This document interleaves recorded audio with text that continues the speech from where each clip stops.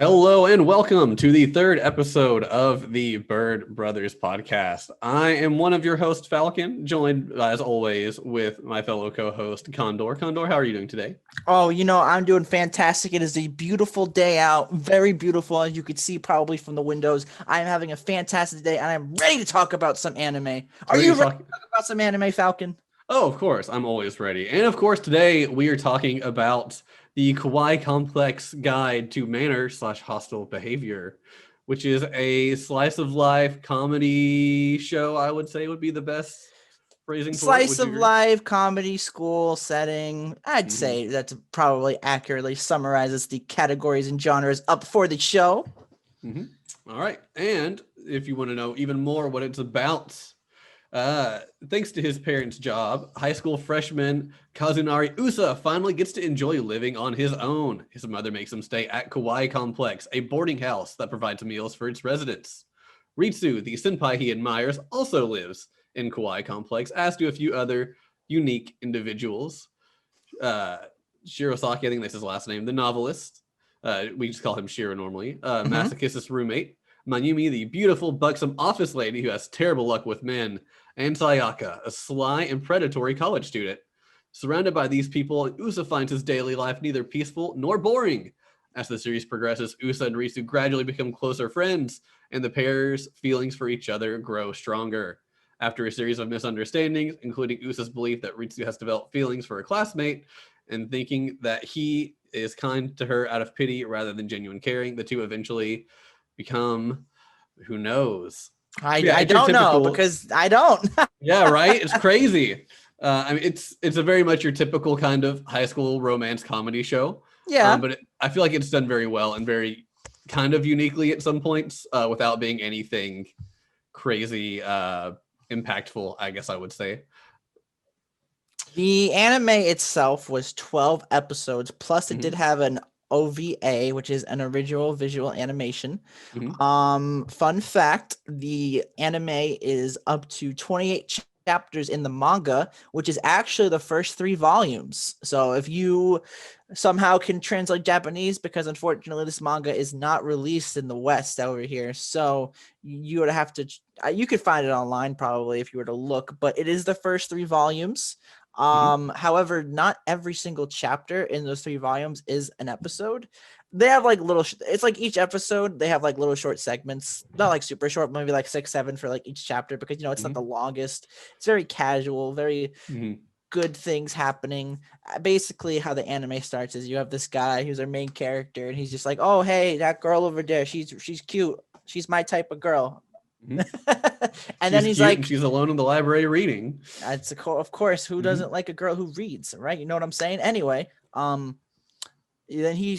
as we mentioned, he's moving out on his own, finally able to go out in the world and be himself, and Hmm. then he finds out that, oh, he lives in this place which a lot of weirdos. And then he also finds out the girl he likes also lives there. It must Hmm. be fate that we It live in the must same be. place. They're destined to be together. It has to be. I mean, they already live together. That's step one, you know? I mean, it's destiny. When he saw that she lived there, the screen just went to white and pink. It was just like, oh man, what's True, going on? truly a romantic moment, Truly, yeah, yeah. That's basically how the anime starts in Hmm. my perspective. I feel like it was a pretty nice start, pretty basic, pretty easy understanding. So if you're just getting into watching it, you'll probably understand where the show's gonna go. Hmm. Anything you'd like to add about your first thoughts of the show, Falcon? No, I mean, I've seen this several times before. This was your first time watching it, if I'm correct, Condor. Yes. But yeah, that's pretty much it. It's your typical kind of slice of life show. I almost feel like you could equate it to being more sitcom esque. It's very much them at the house or at school, but it follows the same 5 or 6 characters over and over again and doesn't really deviate too much from that. So you could almost say it's a sitcom esque anime, but that may just be me. Yeah, you could say it could just be you, but it does have its charms. I can't agree on the sitcom point of view. It does kind of feel like that at times.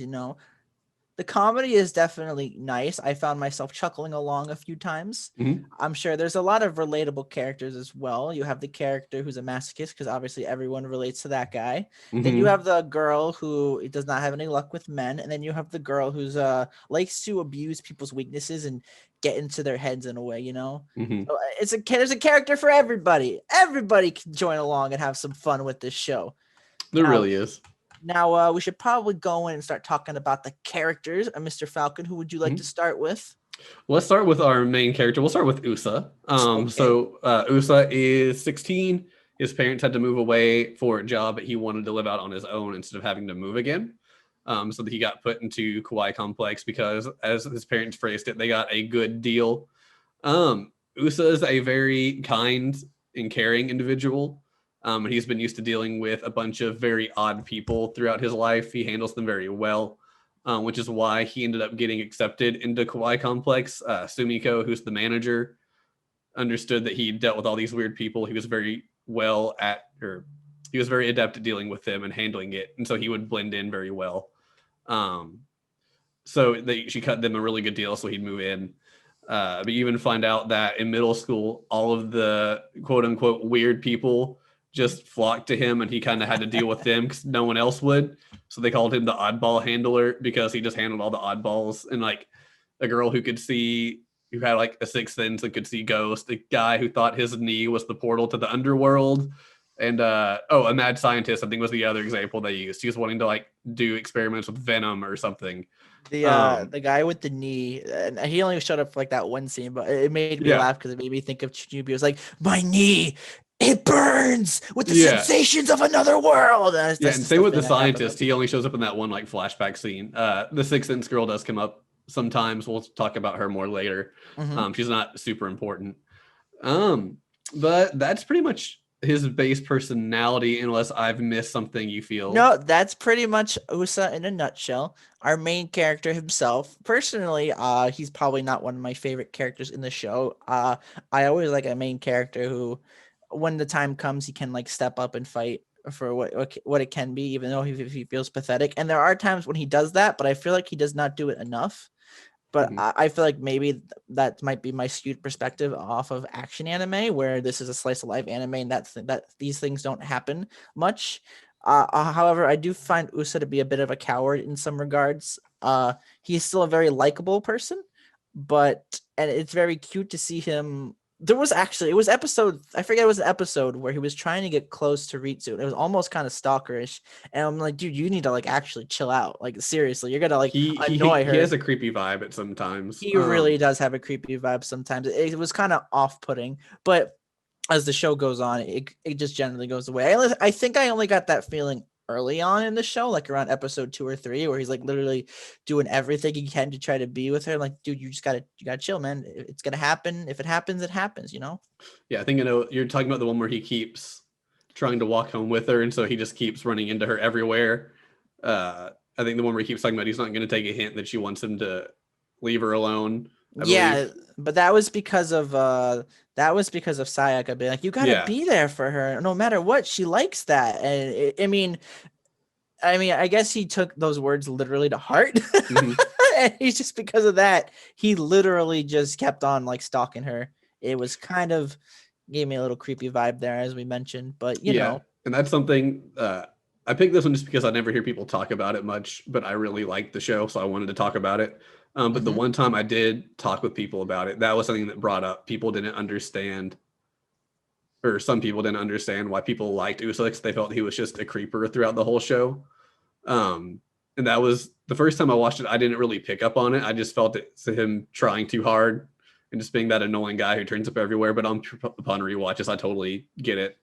But yeah, and it's not even necessarily because he's creepy. He's not good at dealing with girls. He never has been. This seems like it's really the first time he's crushed on somebody. So he'll just kind of take whatever advice he's given, whether it's good or bad, and run with it. And because of that, he gets stuck in some weird situations because of it, because of who his housemates are. They're the main people he gets advice from. So you've got, like you said, his roommate who's this giant masochist. You've got the drunk lady who keeps picking terrible guys to date and getting heartbroken, who then is jealous that they've got this pure crush going on and they're not making any moves, and then Sayaka who just wants to mess with him. So he doesn't really have a great information group, or I guess mentorship group going on. Yeah, I'd where say he's at. that. So I don't really feel like that's on Usa. He's just a clueless teenager who's trying to figure it out. But yeah, there's definitely times where he does some things that he probably shouldn't have done. Yeah, I felt that vibe. As I mentioned, I felt it early on that it was creepy, but as the anime progressed, like around to like the later episodes, that feeling kind of went away. Mm-hmm. I don't know if that's maybe how the anime handled it, or if it's just a feeling I got. I'm not sure if in the original source material that it still was like that, but that's the feeling I got from Usa. Overall, he's still a decent character. Definitely not my favorite, but when matters do matter, he will kind of step up to the plate. There was this one scene where there was a stalker, and literally you have Ritsu who's just like walking, reading her book because she's happy she can read.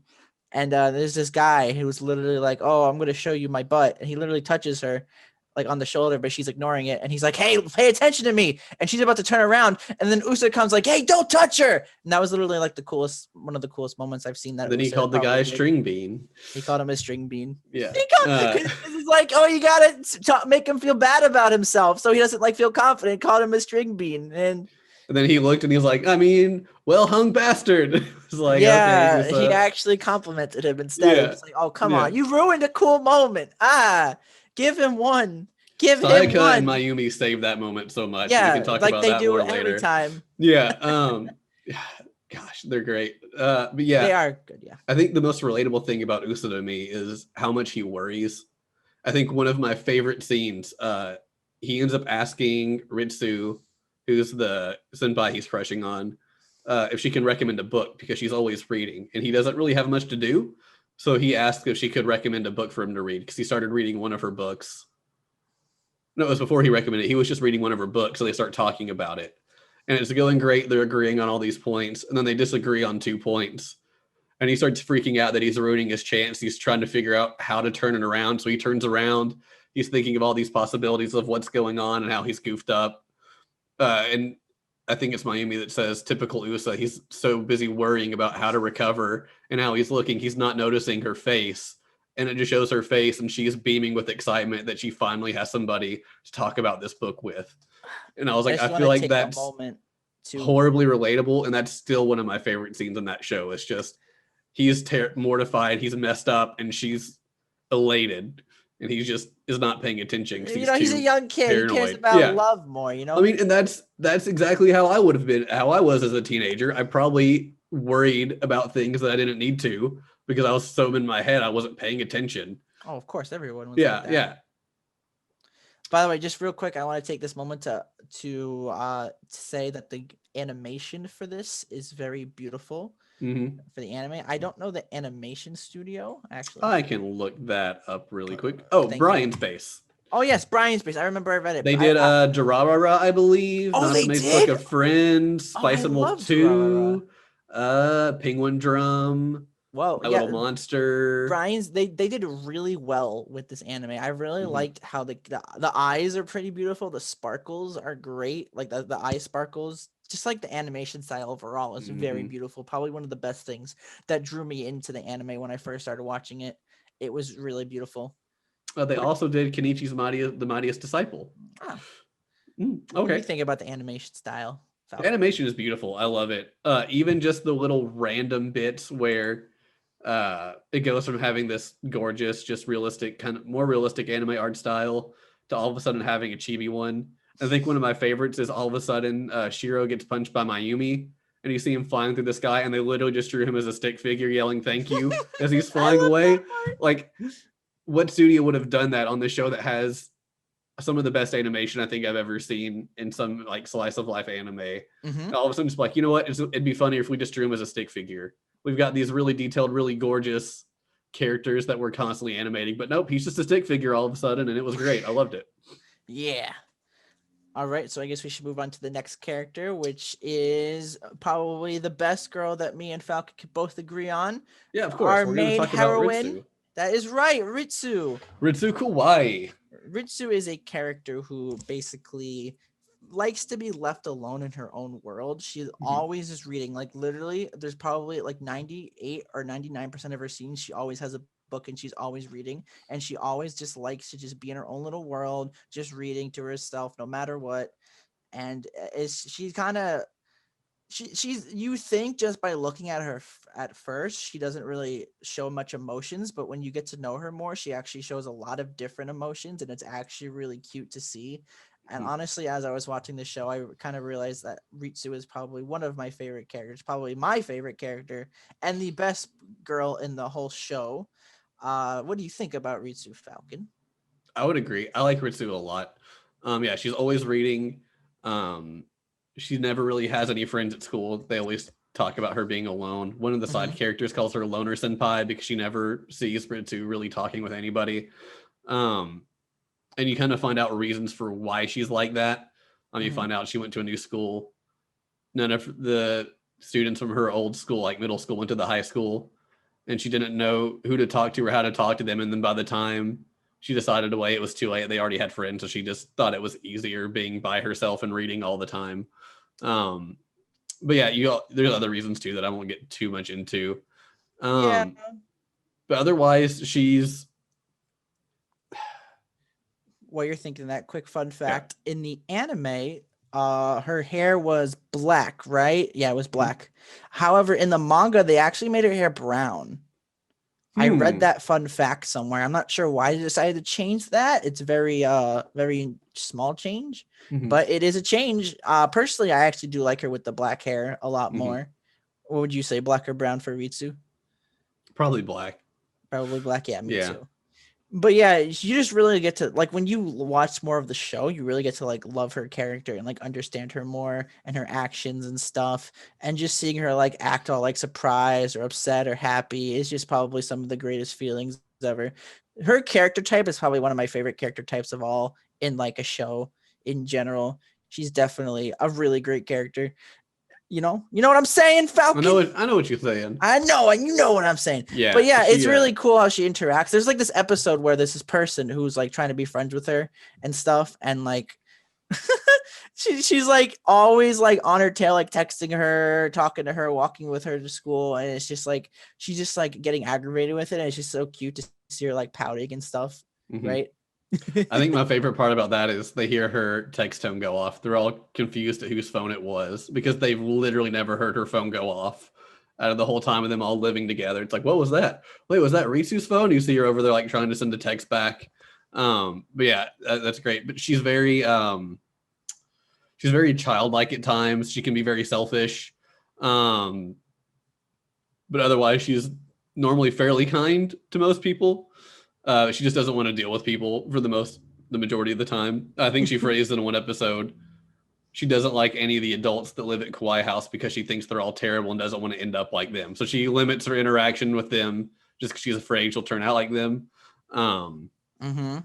yeah, like she's always reading even on the way to and from On school. the way to school, sometimes she'll just walk straight like at a section. Well, probably I can imagine. I don't think the anime showed it, but she's probably the type of girl who would probably keep walking even if there was cars going on the road when she was like crossing the road. You know? Yeah, well, they talk in the anime. Usa's walking home from school with her, and they wait through 5 green walk lights because she's just so engrossed in reading she's not paying attention. Mm-hmm. And that was the whole deal with the one where you talked about the flasher. She had to have Usa walk with her because she gets so into her books they wouldn't let her walk to and from school alone. So they finally caught the flasher and she goes to the library by herself. And Mm-hmm. on her way back, they find out there was a second flasher and they hadn't caught that guy yet. So they go to save her because these girls had seen the flasher by where Ritsu was going to be walking home from. And she's so engrossed in her book, she just walks right past the dude that gets her into trouble. So they even have to tell her, like, you're being super reckless. You need to be paying attention to what's going on around you. I think that's really the first time Usa like says anything to her that's not super complimentary. He's just Yeah. really upset because he was terrified to death of what would happen to her. Um, and even they point out later on she's really selfish in how she interacts. Usa starts reading books so he can discuss with her more and get to know her better. but they kind of point out she gets surprised when he talks about some video game. And they're like, well, you're kind of selfish. You don't ask him anything about himself. You just talk about a book and then move on to read another one. So you kind of find out things like that. But she likes a lot of childish activities. There's an episode where they have a water gun fight, and she's the one who's the most into it. They have an episode where they end up making these really huge bubbles, and she's all about it.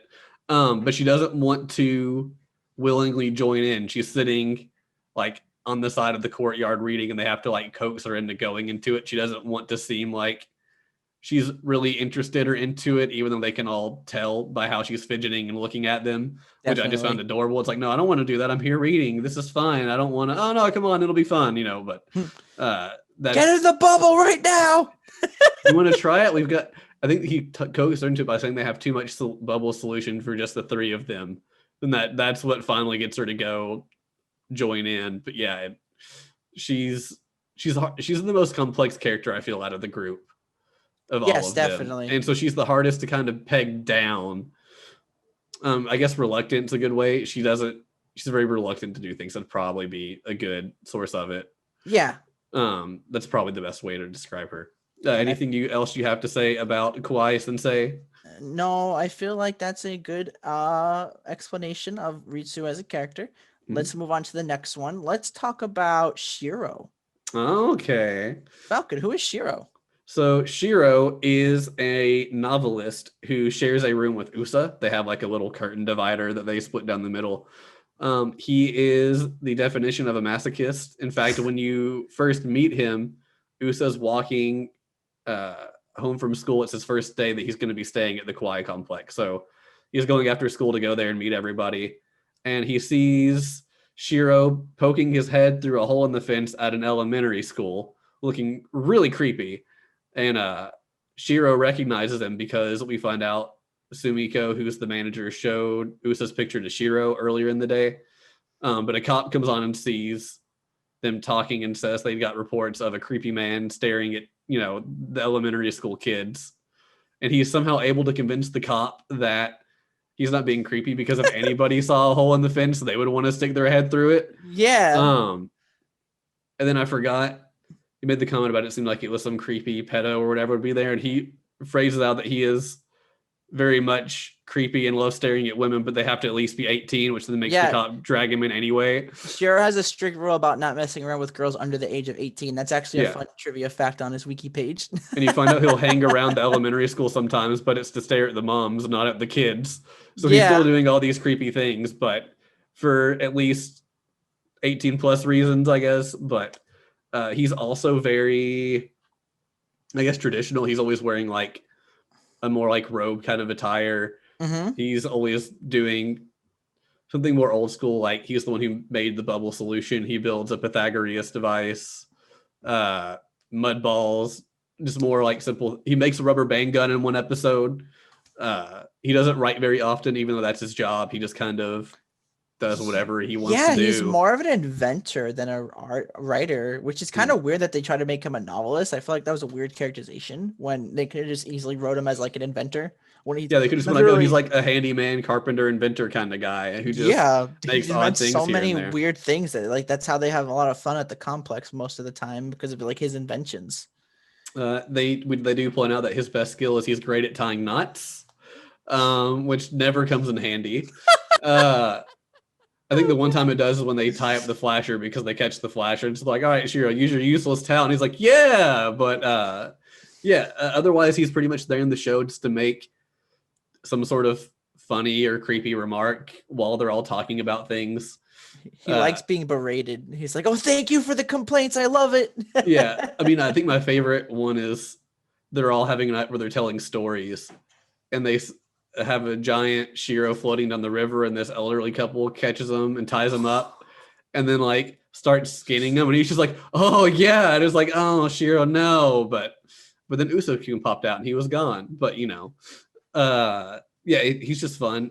He doesn't really get much character development in the episodes that focus on him. He also is with this little girl named Chinatsu, who I think is like 9.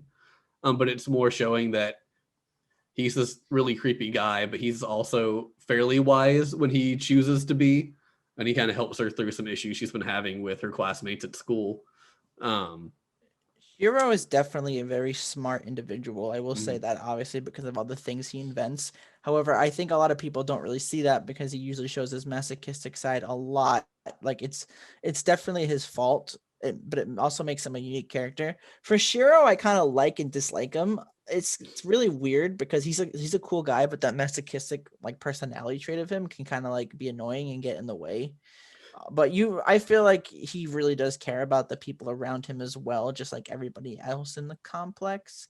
And mhm, it's just really cool to see, like I was like looking in the manga a little bit, like at the next chapter after 28, and it was actually I forget what it was, but he was building something else. I forget what it was. I'm like, oh, this must happen a lot, and it's just really cool to see like that creativity being mhm. shown in the series and stuff. But overall, Shiro, man, you gotta show us your eyes. Like, come on. We see them once when he's wearing the bag on his head in the OVA. Yes, in the OVA, Yeah, but that's it. yeah, yeah. Otherwise, like it even shows like he meets the little girl he helps because he found her wallet on the sidewalk and turned it into the police. So the police called to let him know someone picked it up and they wanted to meet him and asked if it was okay they give his like, address or whatever. But the police call and want to talk to Shiro and they're all convinced he's committed a crime or done something perverted somewhere. It's like, oh, they're coming to arrest you, huh? Oh no, I turned in this wallet. And it's like, oh, okay, he actually turned in a wallet. That's kind of impressive, actually. Yeah, but there's not much to him. He's very much there, I feel, to be like the more comedic relief character, one of the major comedic relief characters. Yeah, definitely Um, about the comedic, definitely comedic. Also, a little fun fact about Shiro: he's actually been living at the Kawai Complex for 4 years. mhm.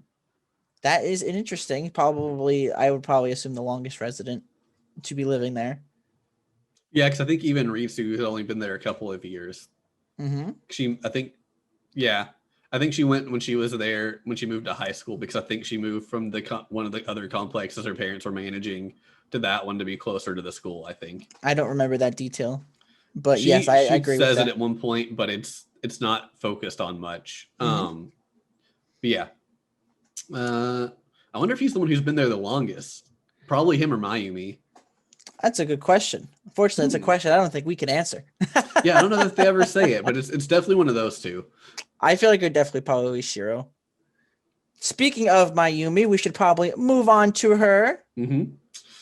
All right. So do you want to take this Mayumi, one away, Condor? you know I do. Oh, Mayumi okay. is a character. That's it. A No, I'm kidding. character? Okay. She's a 29-year-old woman who is living in the Kawai Complex, who is an office worker. She, when she's first introduced, Usa, actually, Shiro shows Usa a picture of her. It's like, oh, she looks really nice and proper. I can't wait to meet her. And then you literally have the scene where Usa's like walking home from school, or he's on his bike, I forget. And there's like this girl who's like drinking by like the water, and she's like complaining about her ex boyfriend dumping her and stuff, and saying how she wishes everything would be better. And Usa's like, "Oh, are you okay?" And then it turns out it's the girl in the picture Hmm. and stuff. And it's just like, "Oh no, she's also another odd hand." I'm so happy. But Yeah, it's basically, yeah, she's just like chain drinking. That boyfriend was the one who was two timing her. So she's yeah. like screaming the fact that he was two timing her and she broke up with him. But yeah, he's worried that this lady is gonna hurt herself because she's clearly just sloshed on the very edge of this like river or lake or whatever, and he's worried she's gonna fall in.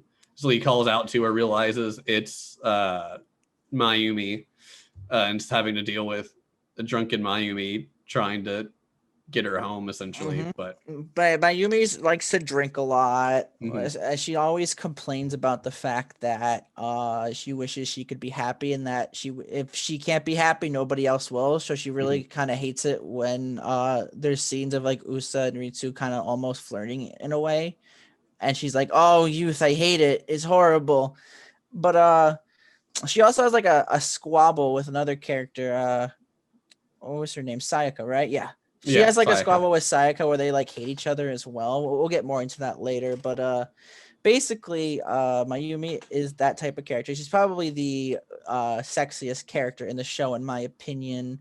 I mean, they literally made her that way, so it would make sense. And she also, a fun fact about our little friend here is that she likes to talk in her sleep. Mm-hmm. Bet you did not know that. I did not know that. Look at that. Wow. Amazing. Mm-hmm. What a woman, talking in her sleep. Man. But another fun fact is Mayumi likes to keep her room very tidy whenever she has a boyfriend, but when she doesn't have a boyfriend, it's a mess. They actually do mention that in the show. I just wanted to bring that up real quick. Yeah, no, it's fun. The centipede episode where they're trying to find the centipede. She's scared it's gone into her room, and they open it up, and you just see like food, packaging, and liquor bottles and clothes just everywhere. And I think my favorite part about that is she asked Us if he got excited by the bra in the upper right corner of her room, and it's so cluttered he's not even noticing it. They have to have an arrow pointing to it, and it's just like, no. I also like too that she normally walks around very skimpily when she's at the house, so she's not going out. Yeah, and he makes she's pretty moment casual. one day that he sees her dress that way, and he's very annoyed that as a 16-year-old he should get very excited by that, but it's so normal he's just accepted it and doesn't care. Which was fun. It was like, I should be fuzzy. like losing my mind, but it's so normal. I don't even care anymore. And then that makes her mad because he should be. But yeah, she's jealous of Usa and Ritsu's relationship because they're very naive, I guess, and inexperienced in their love life. And she's jealous of that, but also they have the kind of relationship she wishes she could have with somebody. But she keeps picking guys who are 2 and 3 timing her. They say sometimes 4 timing her. Yeah, at the start you find out she's like, he was 2 timing me, and Shiro's like, well, hey, that's an improvement. The guy before that was 3 timing you, and the guy before that was 4 timing you. And then she punches Shiro in the face, which he then says thank you or whatever for. But yeah, yeah. So she just keeps picking these guys who are just losers, and she's constantly getting excited to get invited to these mixers that either she gets uninvited from or they end up getting canceled, and so she's always upset. It even points out when she has a boyfriend, she doesn't drink quite as much. But when she's single, she just pounds down liquor all the time. But she's constantly going out of her way to tease Ritsu, and more Usa, I guess, than Ritsu. But yeah, more Usa. Just to get on his nerves, because she knows he'll get flustered about it, and that makes her happy. Because Usa's more aware of it, while Ritsu's like, huh? Yeah. You know? Mm-hmm. I actually really do like Mayumi as a character, because like when the cards are down, she will actually be serious. Like there's a scene where Usa is being teased by like this group of people at his job that he gets, and Ritsu comes in and like helps out, but then later it's her and Sayaka, and they're all like being like, oh, come join us and stuff. And there's the other scene with the flasher as well, as we mentioned, where she and Sayaka step in to like help out, and I'm like, yeah, she's like that character who likes to take action when necessary, which is really good, and that's what I look for, to see if a character is really nice. And overall, she actually does generally care about the people who she lives with as well as Shiro does. You know, it's a good quality to have. I mean, you're living with these people, and I feel like the more you spend time with people, the more closer you get, the more closer you think they are to being friends or maybe even family. So it's a really nice trait. Overall, out of her downfalls, she has some quality choices as well, if that's the right word. And I feel like you keep saying, that they care for each other when push comes to shove. I feel like that's really everybody in this show. Ritsu talks about she really doesn't like Shiro and Mayumi and all of them, but if they're ever really down in the dumps, she hates participating in group activities. But if any of them are truly like depressed or upset, she joins in. She still doesn't look interested in doing it, but she at least joins in instead of trying to wiggle her way out of it. Sayaka likes to mess with everybody because she's just a big tease, but she jumps in with that scene, like you said. Some high schoolers are picking at Usa at his job, which is at this like houseboy cafe or whatever. So they're dressed in like old houseboy attire to serve drinks and whatnot, and they're all picking at him. But yeah, that's Ritsu comes and says her thing to try to get Usa out of there. And then as soon as Usa leaves, Sayaka and Mayumi are pissed off at these people and the fact that Usa won't say anything to them. So Mayumi just goes and like unbuttons her shirt to show all of her cleavage and start hitting on the guys. And then Sayaka goes to one girl who's clearly very dolled up to look pretty and throws a fake eyelash on the floor and is like, "Oh, what's this bug?" And I love that scene. that was great. And then she like covers her eyes and runs to the bathroom only to find out her eyelashes were fine. Sayaka just like had one on her and threw it out at her. But they all care for each other, even though they pretend not to. They all have each other's back when it gets really bad. Except maybe Shiro. Shiro's the one who doesn't act like it the most, but he's the least problematic as far as relationships go in the house. Everyone seems to like him, even though he's kind of this creepy guy. He's just the creepy guy. But otherwise, they know he'll treat them right, essentially. Something else that thing you mentioned about Shiro, I feel like she doesn't really get much character development either, as well in the show. I think she's the only character who doesn't have an episode that really focuses on building her up. She just has little moments spurted into other episodes where she realizes somebody's a loser or why they're a loser and that sort of thing. And that's understandable considering that the first 12 episodes it mainly focus on Utsu and Risu trying to develop their relationship, which is like the main plot of the story. I'm sure, and this is just a guess, I'm sure later on they'll have their own, like they have their own chapters which like focus on them to give them character development. Anyway, let's move on to our next character. Falcon, would you like to tell us about our favorite girl who hates rabbits, Sayaka Watanabe? Yeah, so Sayaka is a college student living at the Kawai Complex. She is pretty much your stereotypical flirt. She never has a boyfriend. She just flirts with the guy and goes on dates with them. And then when she's bored of them, she just drops them and picks up somebody else. Which gets on Mayumi's last nerve. Mayumi phrases her as the worst type of girl. Because Mayumi just feels like her toying with them is a really insensitive thing to do. And especially since she can pick up a guy very, very easily. She's just kind of messing with the guys, which then I guess later on down the line could make them more skeptical. So then when they're trying to date somebody like Mayumi, if they've been with several flirts earlier on, they might be less likely to either go on a date or to trust them. It's never really explained why. We just know that Mayumi doesn't like it. But Sayaka is in love with Mayumi. She loves teasing her. She's always trying to find ways to fondle her. And just to get on, I guess really more just to get on Mayumi's nerves. But otherwise, we don't know too much about her, except she's constantly getting like new circles of friends that she'll leave. She hates exes. She hates rabbits. She's afraid of rabbits, like actually terrified. Well, she has good reason to be. Yeah, she doesn't. She always has a lot of makeup. Otherwise, we don't know much more about her except for that she's just kind of this flirty one. I was gonna say, I feel like Sayaka. I'm not counting the landlady because I feel like the older characters in anime don't really need to be developed that much because they've already like lived their life. So obviously they come into the show and they have like their elderly wisdom. But I feel like Sayaka is probably the character that did not get the most like development and or like characterization in general. Other than we know she's manipulative and stuff like that. You know. I mean, yeah, we don't even know like what her college major is. We know who one of her friends is, and that's where we find out that she's not always super manipulative. She does have like a kind, caring side to her. She's very selective as to who sees it. But she doesn't like people knowing. She keeps trying to get that friend to shut up about it, but that friend gets drunk and just spills everything.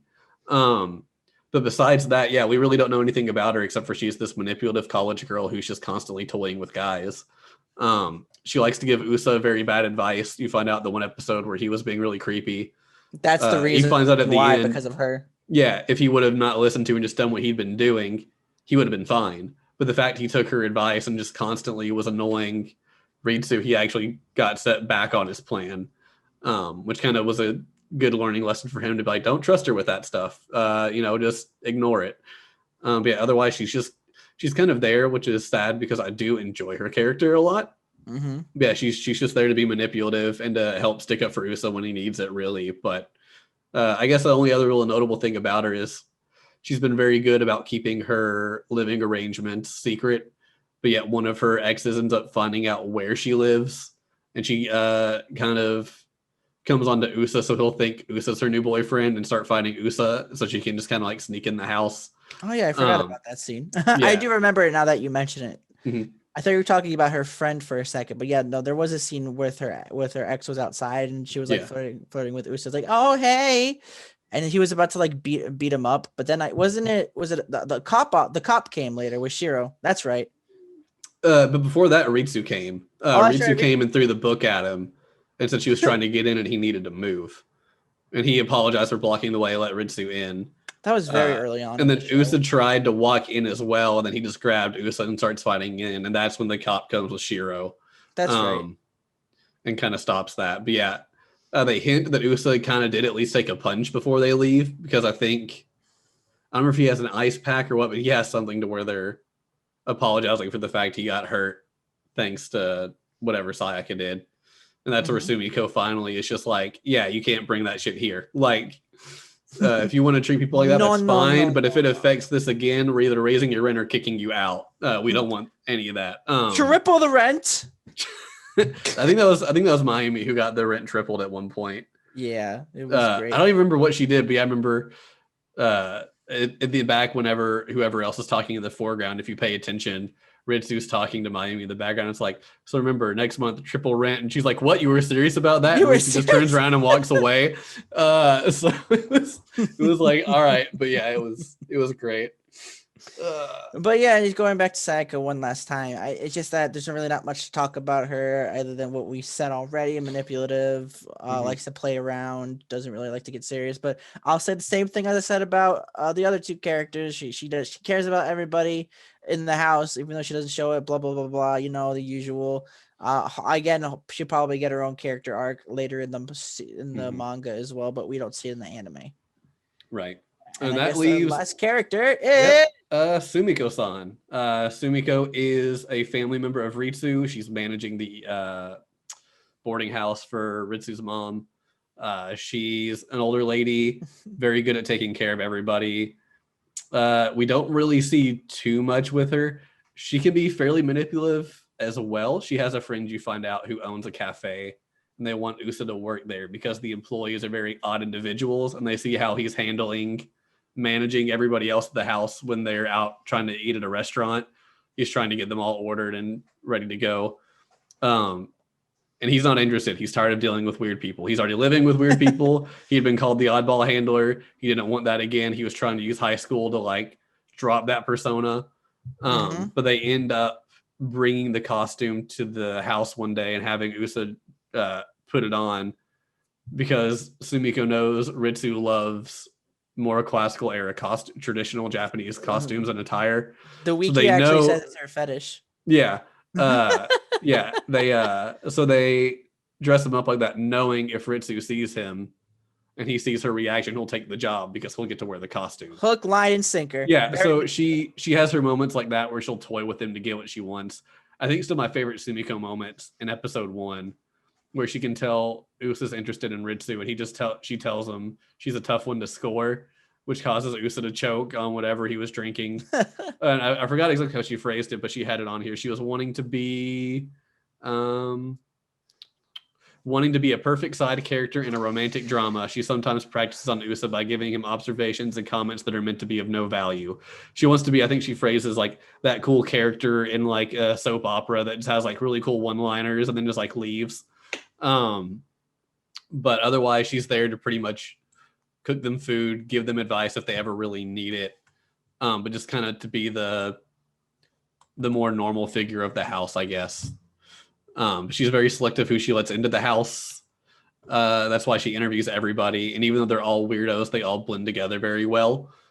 She doesn't want there to be too much discourse going on.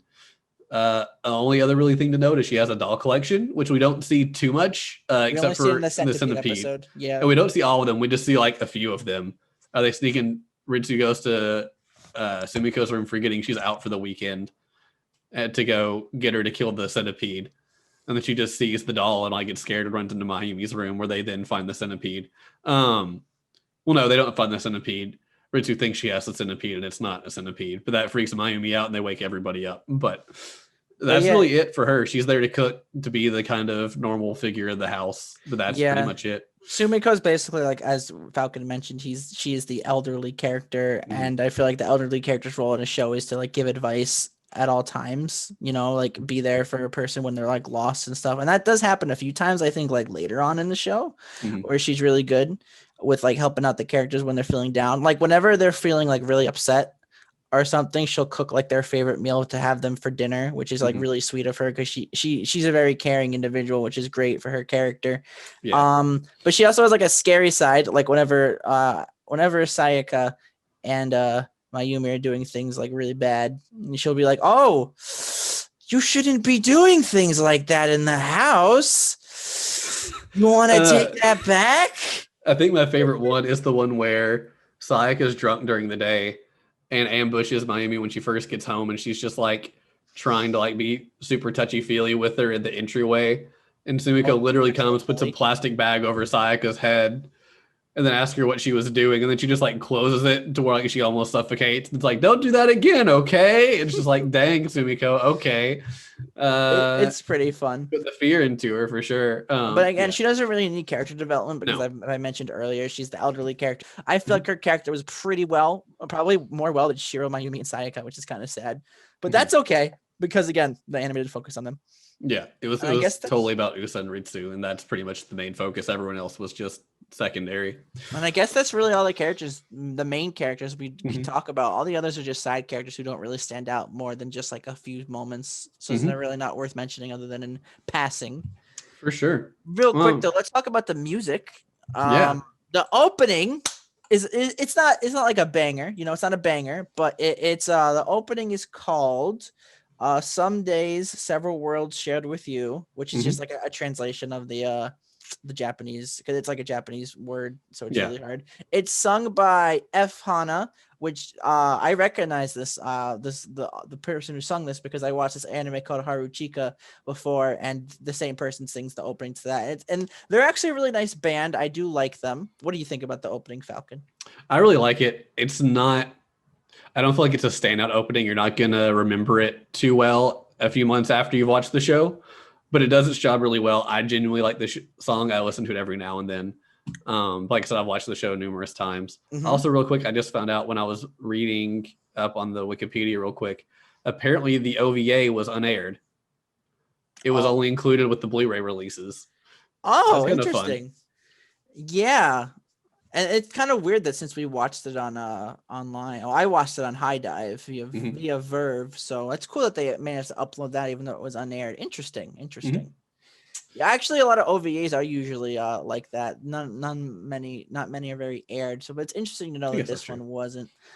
All right, moving on to the ending theme. The ending theme is called. What was it called? I think you didn't. You said it My earlier. Sweet Shelter. My Sweet Shelter, and it's actually sung by the voices of Ritsu, Mayumi, and Sayaka. Which, Yep. by the way, the ending theme. It's okay. It's not the best ending theme. Nothing compared to Kekai Sensen, No, or anything. nothing will ever be like a Kai Sensen's ending No, theme. no, no, no. You're I right. greatly enjoy it. I like it's very, I guess, peppy would be the best way to talk about My Sweet Shelter. I really like it. I do think the opening's better. But yeah, I It's mean, they're definitely standard. it's not the best, but it's not the worst. I wouldn't call it standard per se. I'd call it above standard because I Okay. actually watched it every other episode where usually if it's really boring, I just watch it once and I skip it. Yeah. But I'm trying to keep a more open mind for the podcast to give my thoughts. And after Mhm. watching it multiple times, I actually really did enjoy it. And I really love when like the voice actresses of the anime like sing the songs as well. So it was really cool to hear like the three girls just singing the song overall. It was really nice. I enjoyed Mhm. it. Again, not the best, but not the worst in my opinion. Right. And then other than that, the casual music in the anime, it was just okay. Nothing too big about. You Hmm. probably agree with that, Falcon. I agree. I agree. I guess next would just be our favorite moments on the show. It has background music, but none of it's really stand out unless there's a standout background track Mm-hmm. that you thought of in the show. No, I really can't think of any music other than the opening and ending that really stood out. Hmm. No. Okay. So what would be one of or some of your favorite moments from the show? Well, we've been mentioning a few moments as we Hmm. go, but I really like the scene where basically Usa is being made fun of by the people because she has this. So a little spoiler: one of his old friends from middle school. I think it was the girl who told like the ghost stories. Hmm. It's like trying to get a new look, trying to be different, and she goes to a mixer with his other friend as well, and these other people, and they all go to his work without knowing he worked there, and they're like making fun of him because she's like literally throwing him under the bus, which is horrible, by the way. I hated that. I'm like, this fucking bitch. And he's just like sitting there like taking it, and I just wish he would say something. But then Ritsu comes and like starts like saying stuff, and it was just really sweet to see her standing up for him because Ritsu is the best character in the show, and you can fight me on that, but because it's true. And then Sayaka and Mayumi come and help out as well. I just really like seeing all the people help Usa when like the chips came down, because I really love seeing friends help each other where it matters. That's probably one of my favorite moments of the show. What about you, Falcon? I agree. That's one of my favorite moments. And I want to say real quick too, I genuinely like the side characters too. None of them are really a lot of the side characters can be kind of viewed as more the villains or antagonists of the show. But none of them are terrible people. Like even with Hayashi, who's the girl, she was the sixth sense girl who could see ghosts. She throws Usa under the bus, and they had actually invited Usa to the mixer first. Togami, Usa's friend, invited him. But then when Hayashi found out it was Usa, she said no, because you find out later she was embarrassed. She didn't, not that she disliked Usa or hated him, but he knew her before she did her whole like fresh start and put on all the makeup and whatnot. And she didn't want to risk that coming out. So when it turns out they end up stopping at the cafe he works at after their karaoke date, she doesn't know how to handle it. So yeah, she throws him under the bus of, oh, he hung out with all these weird people. Was because they asked why they chose not to invite him to the mixer after all. And I feel like that was her trying to justify why they didn't invite him without that side of her getting out. But you can tell even when everyone else starts making fun of him, she's uncomfortable by it, but she doesn't want to stick up for him, and neither does Tagami. But they point out too later on that they're not terrible people. They have reasons for doing it. They did a really shitty thing, but they have ways in later episodes of kind of walking back and be like, here's why I did it. They usually apologize for doing it. Same with a girl named Maimura who ends up befriending Ritsu. She's not a bad person, but she and Ritsu don't really mesh well. And so when Ritsu finally like kind of just explodes about it, they have this big fight. But yeah, they have stuff like that you can experience for yourself. But I like that they're very complex too. They're not very one note. Now that you mentioned it, it's kind of sad that the side characters get more character development than the three characters we mentioned earlier who barely get any. Yeah. Now that you're saying it out loud, I'm like, wow. Hayashi literally got more character development than Shiro, Sayaka, and Mayumi combined. Yeah. In the first season. But I mean, it kind of makes sense with Hayashi at least, because Ritsu kind of views her as a rival for Usa's affection, because she keeps coming back to the cafe and whatnot. So Hayashi, I kind of get. Some of the others I don't really get that much. Hayashi was probably the best side character because I mean at first I mentioned like, oh, I hate this person, and then she came back and apologized 2 episodes later and stuff. And she starts like casually hanging around the cafe and stuff. She's a pretty good character overall. She ends up falling in love with the one cafe guy who also has the guardian spirit, because that was one of her sixth sense things, was she had this guardian spirit and she would talk about everyone else's guardian spirits. And the guy started doing the same thing. Yeah, so it was pretty wholesome. Comment about she had a nice guardian spirit and she shouldn't do bad things to piss it off or something like that. And then she just immediately is like enamored with this dude. But yeah, I enjoyed her a lot. But otherwise, favorite moments, the moment we talked about there already. I love the moment that I already talked about Usa worrying about messing up his chance, and Ritsu's just all happy about it. Other great moments I really like. While you're thinking on that, I got one. I like the whole. I think it was episode 6, the one with Chinatsu, the little elementary school girl, where she's basically getting like bullied by. It's like childish misunderstandings where she says she hates anime. Now everybody in the school hates her, and then she apologizes and everything's like everything's okay. But it was actually Shiro who was the one who like helped her out, like try to fight through like all that time by like helping her build I forget what it was called, but it was like that really big thing, and they made it like super big out of like the Pythagoras device. Yeah, that was what it was called, the Pythagoras device. And then like they had noodles. Was it noodles that came down? Yeah, they made I forgot what it's called. It has a name. I've seen it, something somen. But yeah, it's a thing they'll do, I guess, or used to do in Japan, where they have a bamboo slide that has water running down, and then they just drop noodles down it, and you have to catch the noodles, and if you catch them, you eat it. It was a Pythagoras device, and then at the end it started the Soman thing or whatever, to where you got. And it's just really cool to see Shiro helping out her. It shows that Shiro's a very caring individual. One of his greater quality moments, which made me kind of like him more as a character as well. That was also one of my favorite moments. Yeah, speaking of the Chinatsu stuff, I also really like the one where Mayumi is trying to help her out and be helpful and supportive, but ends up just making her cry instead because she said it in a way that is just not appropriate for a 9-year-old to hear. So Mayumi had like this good heart and the idea of like, oh, this is what she needs to do, but she just went around about it the completely wrong way. Then she feels bad, and then Sayaka and Ritsu start dogging on her about the fact she made a little girl cry and she should feel ashamed, which just makes her feel even worse. Good. And that wasn't her intention at all, but that's just how it happened. And I really like that moment because that's one of the first times we really see Mayumi like genuinely trying to help somebody out and care for somebody, and just completely botched it up and ruined the whole day.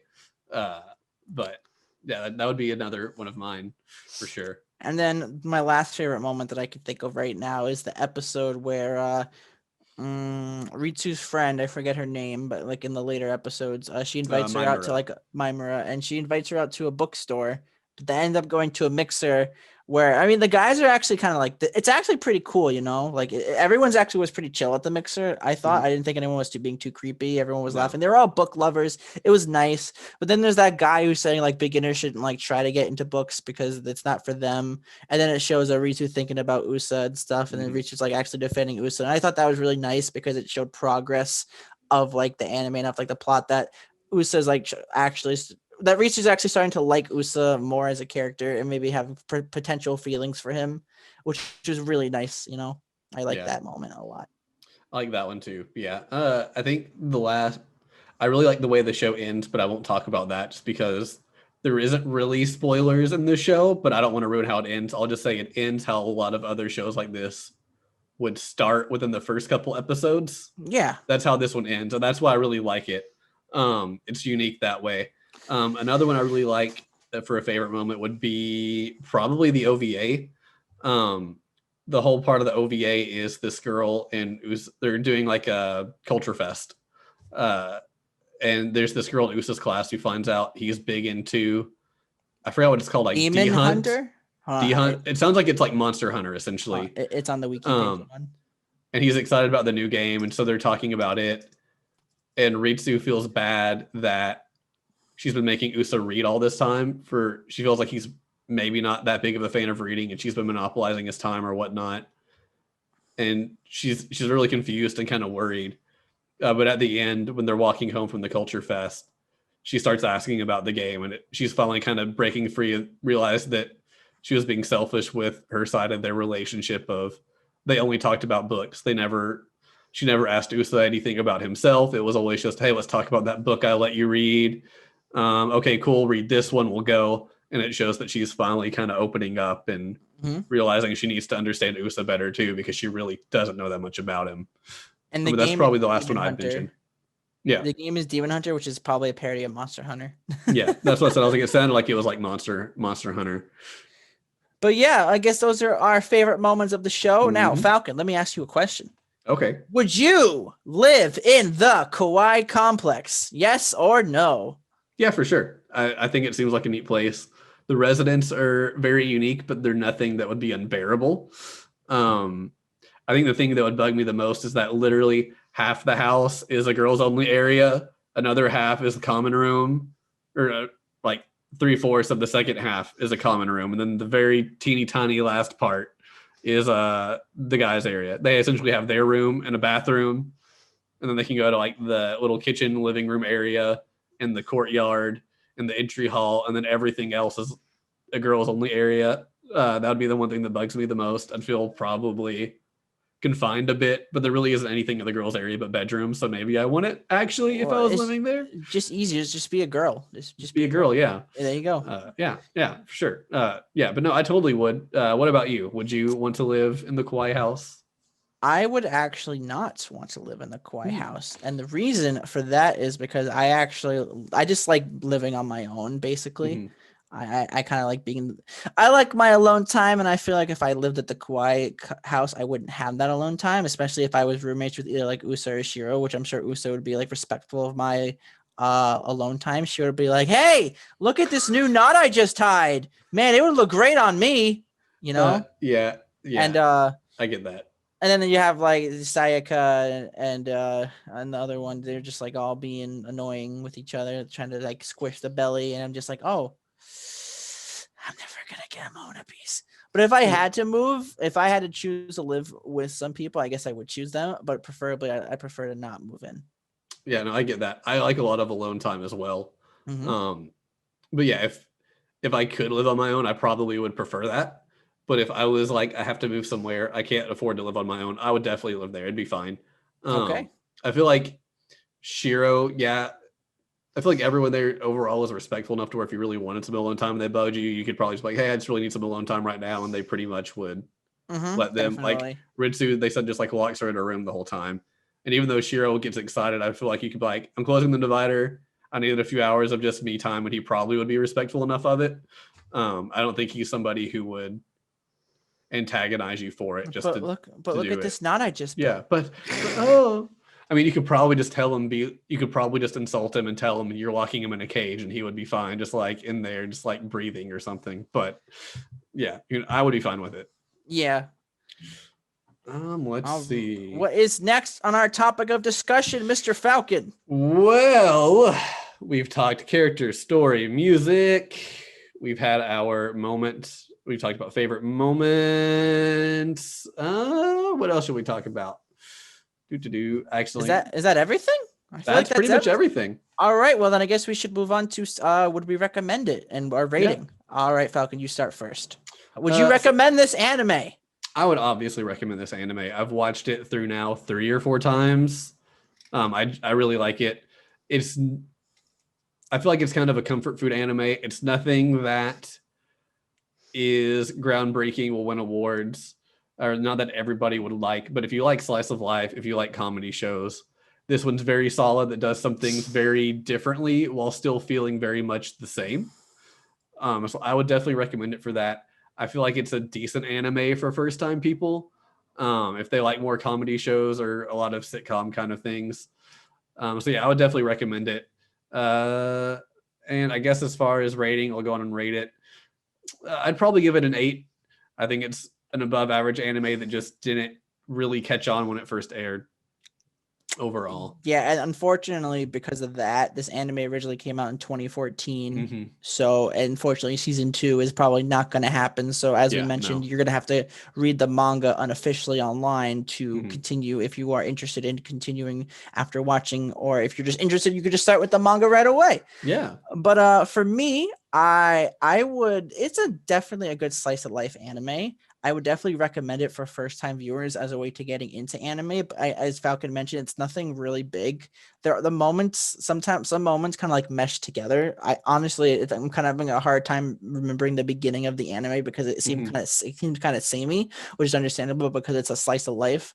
But again, nothing too big at all. I'd probably give it a 6.5 out of 10 because it was enjoyable, but there were moments where I'm just kind of like, oh, you know. No, I get that. And that's my rating for this show. Woo! All Kawai right. Complex, more like Kawai. That means scary in Japanese. It means scary. Oh no. All right.